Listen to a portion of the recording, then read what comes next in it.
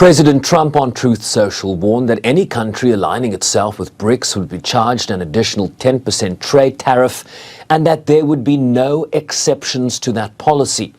The BRICS group, which includes South Africa, India, Russia and China, is currently holding a leaders summit in Brazil and seeks to prioritize and develop relations between the global South, point to Western dominance. The BRICS declaration issued on Sunday pushed back against unilateral tariff measures that were inconsistent with World Organization rules, further condemned the imposition of unilaterals that were contrary to international law, while condemning the recent military strikes targeting Iran's nuclear facilities. Trump responded on Truth Social with this post, warning that any country that aligned with the anti-American policies of BRICS would be charged an additional 10% tariff and that there would be no exceptions to that policy.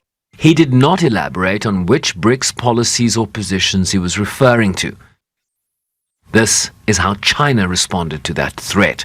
With regard to the imposition of tariffs, China has repeatedly stated its position that there are no winners in trade wars and tariff wars, and that protectionism has no way out. I've just shared our view on the BRICS mechanism. We believe that BRICS is a positive force in the international community. Its cooperation is open and inclusive, and not targeted at any particular country.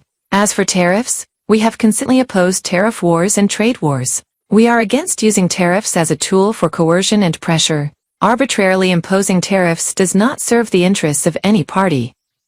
This was the Kremlin's response.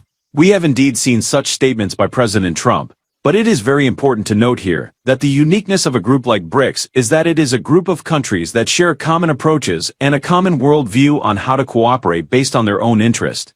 And this cooperation within BRICS has never been and will never be directed against any third countries.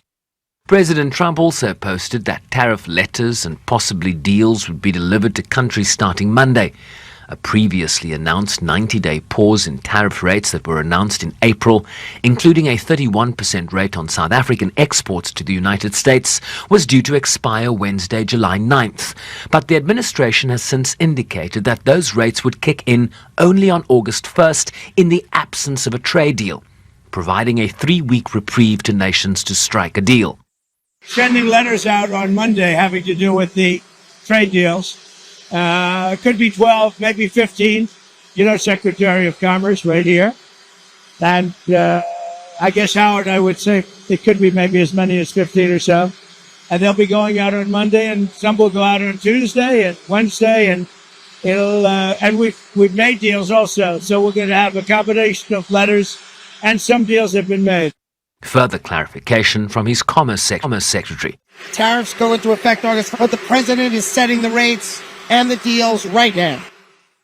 South Africa earlier this month asked for more time to negotiate a trade deal with the United States before the higher tariff regime kicked in.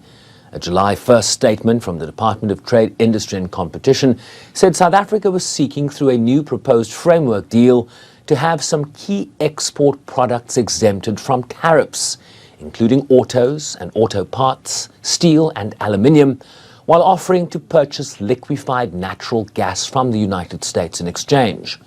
The deal was first presented to the United States during President Cyril Ramaphosa's visit to the White House in May. Sherwin Bryce-Pease, SABC News, New York.